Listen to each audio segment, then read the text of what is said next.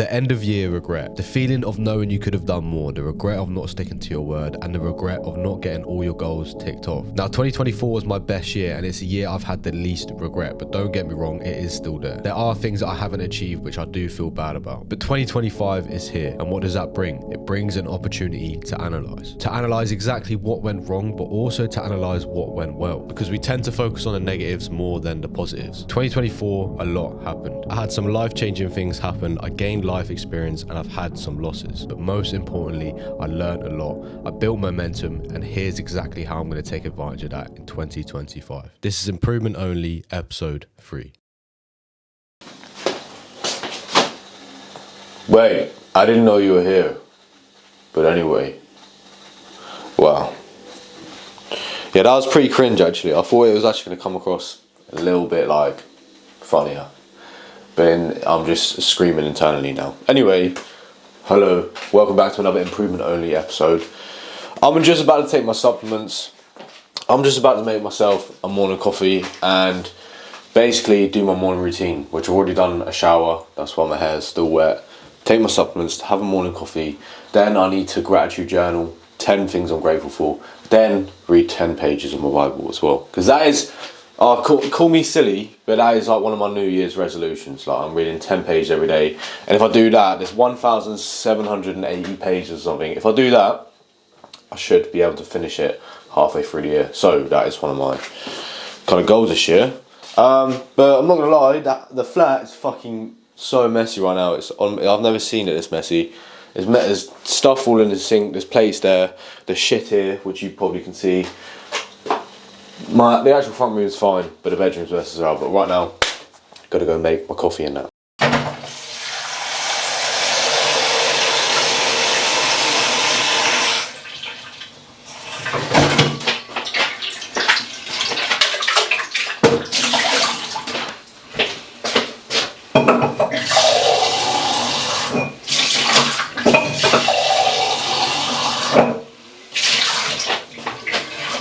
By the way, if you get yourself a Winnie the Pooh cup, you just will gain power. I don't make the rules. I have discovered this myself.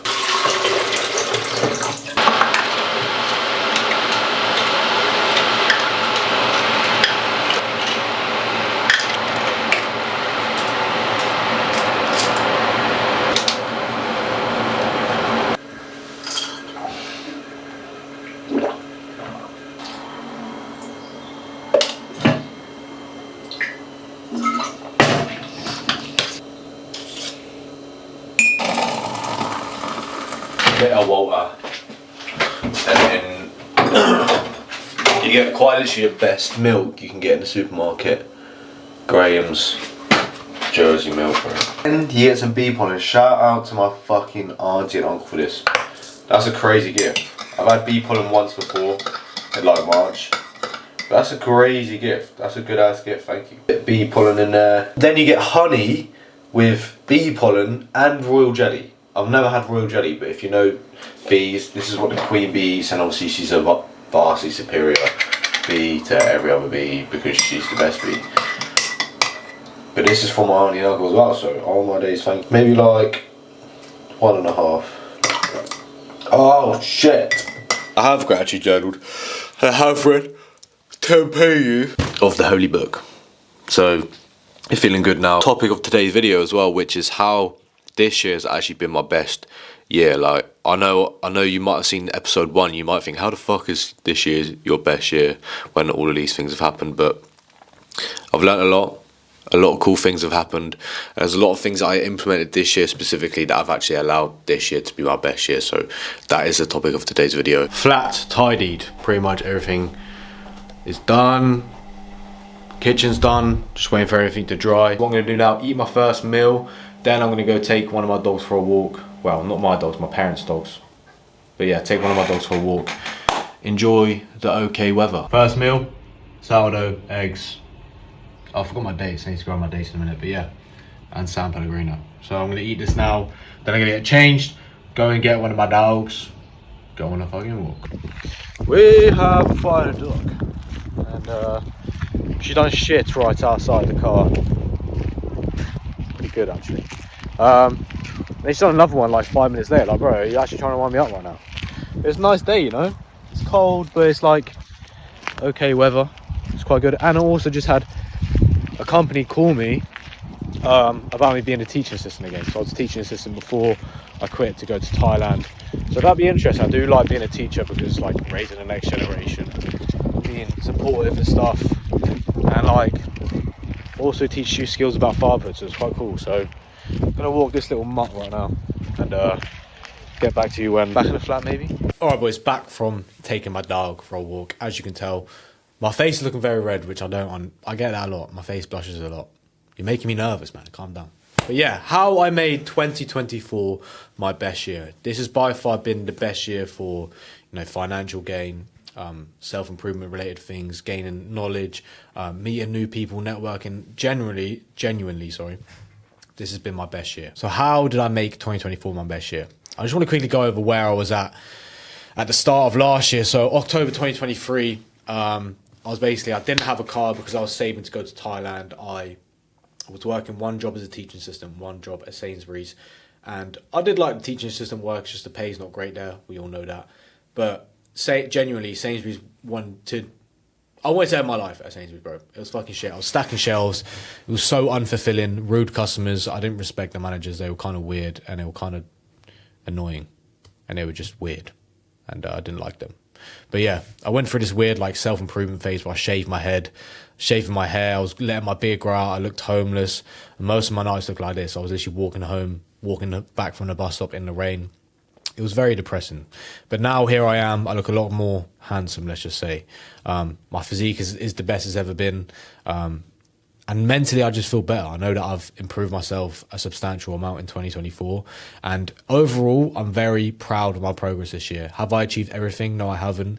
But I have made a significant amount of progress in 2024.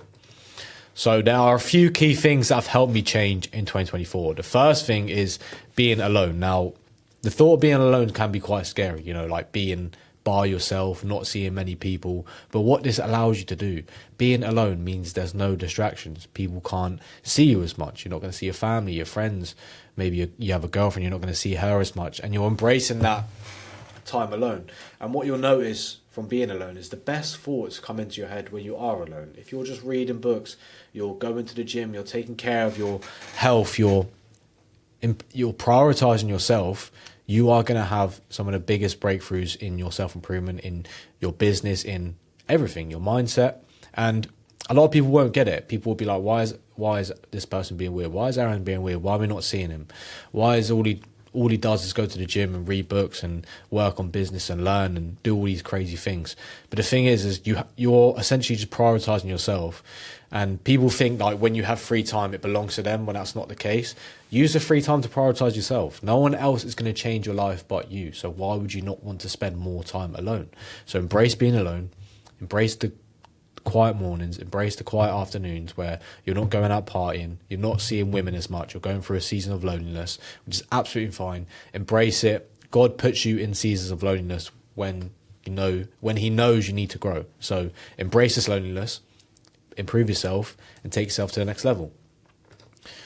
Making money online. Now, making money online gets a bad rep, I know, and I'm not here to sell you on anything crazy. I'm not going to promise that you're going to make thousands of pounds from my community and stuff like that. But in January of 2024, I made 5.1k of TikTok shop. Now, you can only imagine how fucking crazy this was, because before I was making like just under 2k working 2 jobs, and then I just made like 3 times that almost, just posting TikTok shop videos, and it changed everything for me. I was able to quit my job in March, go to Thailand, be a full-time entrepreneur since about the last month and a bit, about 4 weeks actually.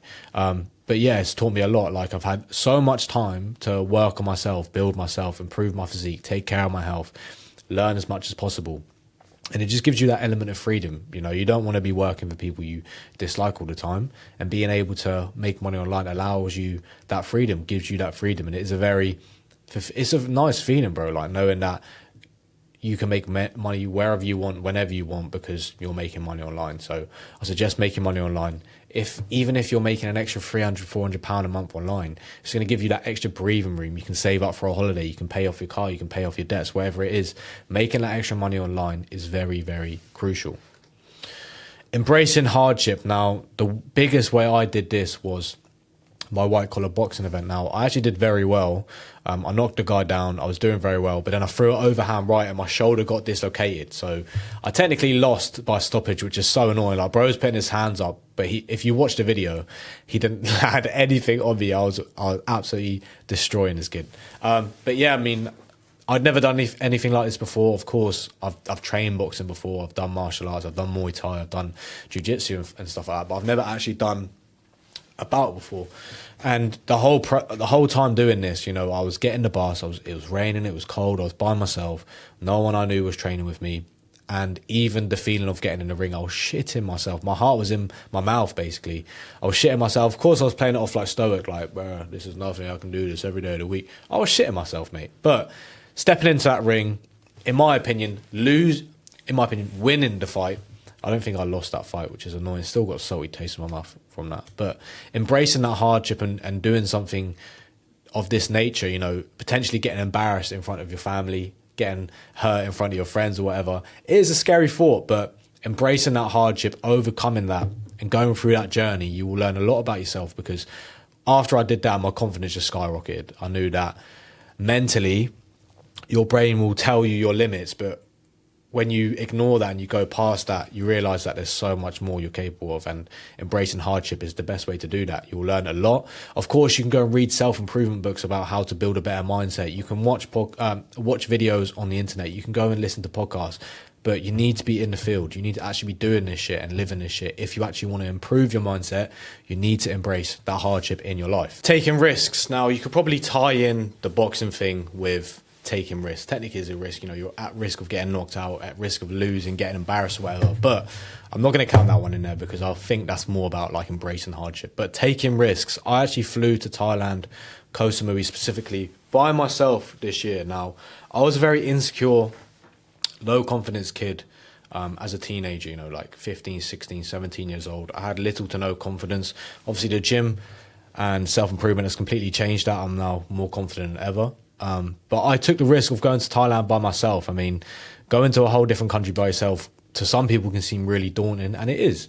I was shitting myself, you know, and I went there to network. I went there to build my businesses. I went there to learn more about life, just quite simply gaining that dad law by taking that risk. And it paid off. Like, I was meant to go there for a year, but I didn't go there for a year because I have a niece and nephew, and I wanted to, my sister's a single mum, so I kind of want to be that male role model for my nephew and stuff like that. And I didn't like being away from him that long. So I came back. I took the risk of going there. You know, I spent a lot of money. I met a lot of cool people. I just learned a lot about life, and taking that risk, you know, had taught me a lot. Taught me a lot about life, taught me a lot about networking. I learned more about myself. Just being able to go to a different country myself, just saying that I flew across the other side of the country by myself with no one else. Literally all my main belongings in my fucking backpack and my suitcase. And I learned a lot from it. So taking risks is very important. Of course, you don't have to go to the extreme of going to a different country yourself, but maybe just taking a risk of starting that business. Maybe you've got 5-10 grand saved up and you want to go all in your business. Just taking that risk. And what's the worst case?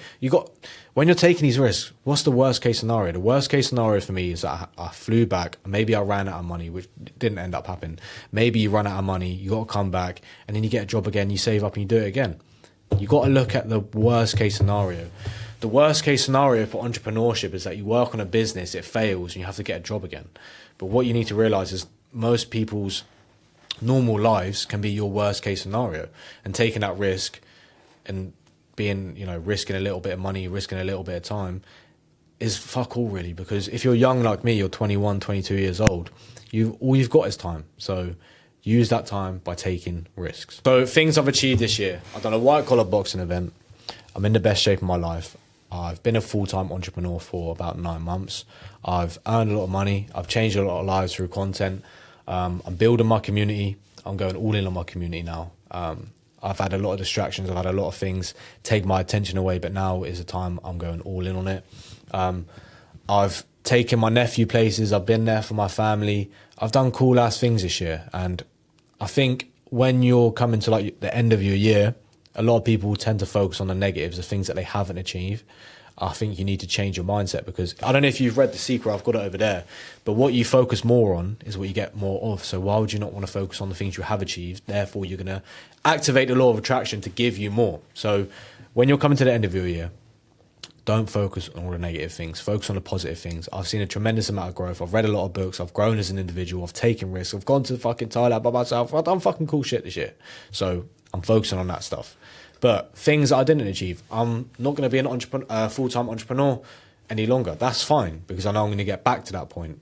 And, you know, I just get a job, and that's fine. I save up and I do what I need to do. I didn't achieve everything I wanted to do with content this year, and I know exactly why that is the case. I wasn't prioritizing it. I wasn't going all in on my content.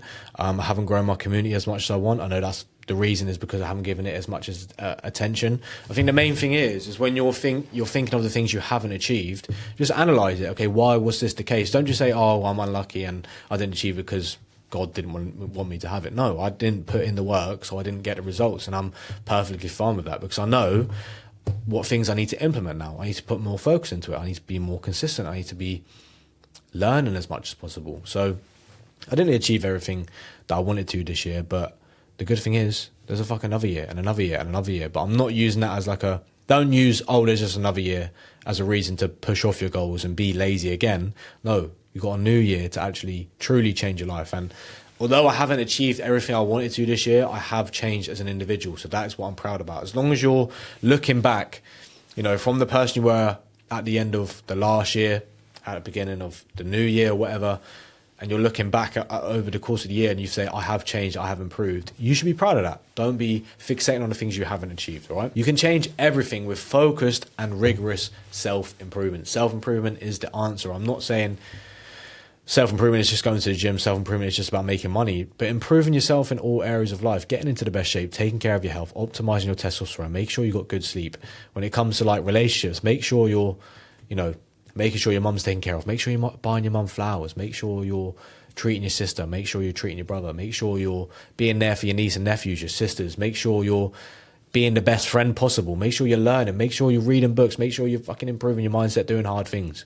If you implement these things into your life in 2025, you will be a different individual, I'll promise you. If you do want to become the best version of yourself physically, financially, and mentally, I do obviously have my paid community improvement only, where I teach you all of these things. We have various different finance courses, TikTok shop, reselling, match betting, digital dropshipping. We also have a Conquer Lust course, a self-improvement course, basically the blueprint on how to actually improve your life in all areas, all right? So if you're wanting to get your new year off to a good start, make sure you join. You're going to get the blueprint to actually improve in these areas. Boys, that was my year. I started the year looking like a fucking freak, basically, and now I'm looking a little bit more handsome. I'm taking care of myself in terms of my outfits and stuff. I'm in a better position mentally, and I'm excited for the new year.